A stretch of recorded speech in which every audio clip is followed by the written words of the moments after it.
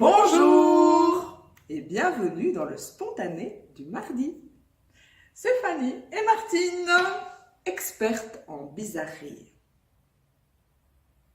Le sujet du jour, c'est comment éviter les effets du stress. Vaste sujet. Mais avant cela, en fait, il faut qu'on vous dise un truc. Elle est toute nouvelle, notre chaîne YouTube. C'est Méthode Équanime. Et donc, on a vraiment envie qu'elle fructifie et pour ça, on a besoin de vous. Voilà. Alors, vous pouviez aller vous abonner à notre page. Donc, si vous nous regardez sur YouTube, il suffit de cliquer juste en dessous. Et sinon, rendez-vous de Facebook à YouTube. Et laissez-nous un commentaire. Voilà. Alors, les effets du stress. Alors, il faut qu'on vous explique un truc.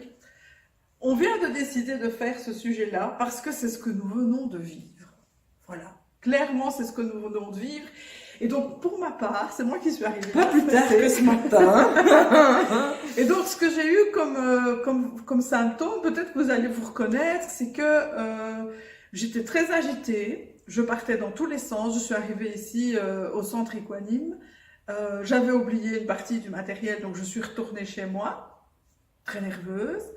Là, j'ai commencé à penser aux résultats, à penser, tiens, oui, mais pour le parcours de héros, il faudrait encore qu'on ait du monde, et comment on va faire? Peut-être qu'on se focalise trop sur les vidéos, pas assez sur ceci. Donc, j'étais un petit peu dans tout ça. Donc, j'étais très, très agitée. J'ai réussi à reculer dans les bordures devant chez moi. Donc, voilà.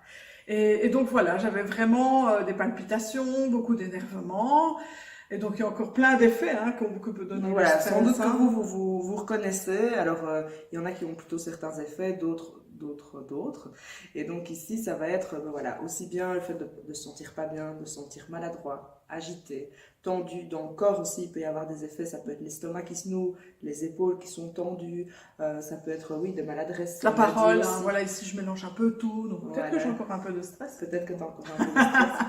Et puis alors, il va y avoir aussi la manière dont on interagit dans nos relations, la manière dont on va parler aux autres. Bien souvent, on va être soit plus taiseux pour certains, soit un peu plus brute pour d'autres. Oui. Et mélanger aussi. Je ne vise personne. Mélanger. Donc voilà. Donc sans doute que vous vous reconnaissez dans ces effets du stress qui nous touchent tous un jour ou l'autre. Vous devez certainement connaître ça. Et donc là, on a envie de vous partager l'expérience qu'on a vécue ce matin et alors quelques petits trucs, quelques petites clés pouvoir pouvoir en sortir, y faire face et aussi. Moi, je vais vous partager, pour ma part, comment faire quand on est face à quelqu'un qui est en stress. Ça aussi. Tout à fait. N'est-ce pas? Tout à fait. Donc voilà, je vous ai déjà dit ce qui m'est arrivé ce matin. Et donc, c'est vrai que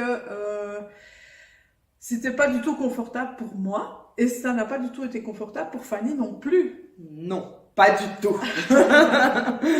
Voilà. Alors, il y a plusieurs clés. Si on en a mis 5 clés pour, faire face au stress. La première, c'est de prendre conscience. Voilà, à un moment donné, Fanny m'a dit, mais qu'est-ce qui se passe? Tu as l'air stressée. Et donc là, j'ai commencé à réaliser en fait que ça venait ternir l'énergie dans laquelle nous avions à collaborer ensemble. Et donc la première clé, c'était de prendre conscience de cet état d'agitation intérieure que j'avais, de ces pensées qui partaient dans tous les sens, du focus que je mettais, pas au bon endroit. Donc tout ça, c'est vraiment une des premières clés. Alors la suivante, qui va vraiment de pair pour moi avec celle que maman vient de vous dire, c'est le fait de s'arrêter. De s'arrêter pour écouter en fait ce qui se passe à l'intérieur. Et donc, si je suis comme ça, dans cette agitation, dans ce stress, voilà, je pars dans tous les sens, il y a un moment, c'est de pouvoir justement prendre conscience, comme elle le disait, et de pouvoir dire, ok, qu'est-ce qui se passe à l'intérieur de mon corps? Et si vous vous rappelez, on a vu la fluidification des émotions, c'était la semaine dernière, je pense, et ça fait vraiment le lien, en fait. Dans la fluidification des émotions, c'est, ok, je reconnais, j'accepte qu'il y a cet état-là. D'abord, je dois le voir, je dois pouvoir le verbaliser. Et donc ça, c'est vraiment la deuxième clé par rapport au stress qu'on avait envie de communiquer. Voilà, c'est de s'arrêter pour prendre conscience de ce qui est là, pour pouvoir mettre des mots, et alors, oui, de respirer. Alors, troisième clé, c'est relativiser. Alors Fanny, après, elle me disait, mais maman, est-ce que tu te rends compte quand tu seras sur ton lit de mort et qu'on dira, ouais, tu te rappelles, on avait fait ceci, on avait mis ça en place et on s'est éclaté, on est allé à Paris, parce qu'on est allé à Paris, on s'expliquera. On va faire une autre vidéo après.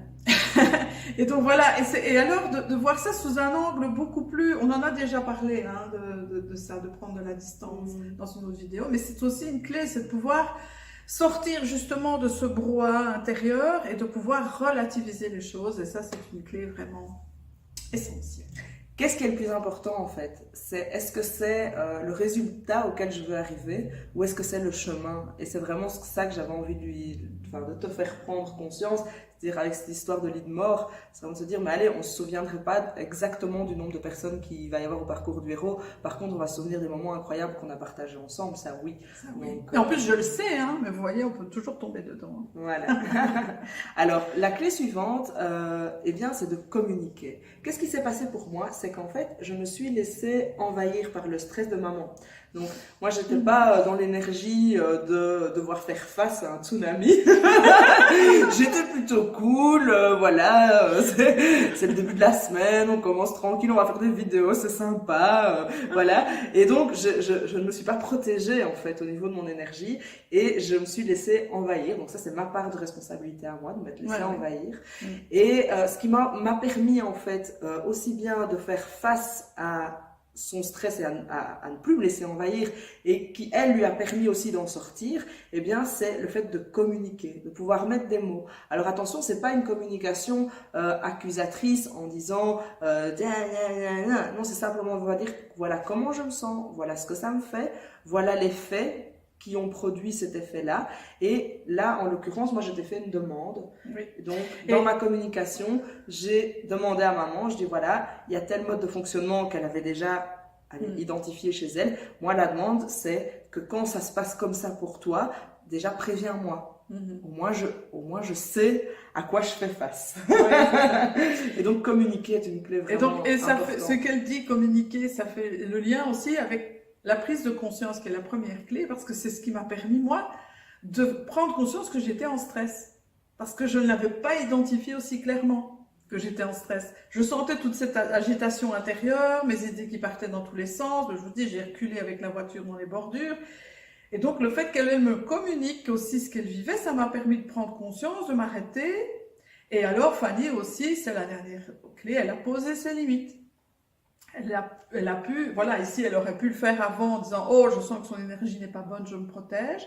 Mais là, elle a posé aussi ses limites par rapport à ce qu'elle pouvait accepter ou pas, par rapport à justement cette énergie qui, moi, était là et m'a contaminée, ce qui fait qu'après, ben, moi, je suis beaucoup plus vite sortie voilà, de ce stress qui est nul finalement. Hein. Donc, encore une clé, c'est lâcher prise.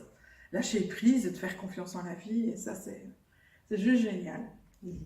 Voilà. Et donc, c'est vraiment ces 5 clés-là qui nous ont permis de nous retrouver souriantes et complices. Là, maintenant, tout de suite, devant c'est parce qu'il y a lâché prise, et ça, c'est très important. Oui, c'est vrai. Donc, on les récapitule. Prendre conscience. S'arrêter, respirer. Relativiser. Communiquer. Poser des limites. Et lâcher prise. Voilà, vous en avez une en bonus. Il y en avait 6. Alors, le spontané du mardi, mais c'est fini. Oui, mais nous vous invitons à nous rencontrer en vrai. Oui, tout à fait, parce que ce serait vraiment un plaisir pour nous de vous accompagner dans nos formations. Venez nous rejoindre au parcours du héros. Alors, le parcours du héros, c'est une formation découverte de 3 jours de découverte de notre méthode. Elle est complètement inédite, intense, profonde. Et un peu bizarre, un peu folle. Un peu folle aussi, voilà. Voilà. Alors rendez-vous sur notre site internet, donc le www.equanime.eu. Voilà. Voilà, merci. Merci beaucoup. Et on se retrouve la semaine prochaine. Quel jour? Quel jour? Quel jour? Le mardi. Le mardi. Ciao. Salut, prenez soin de vous.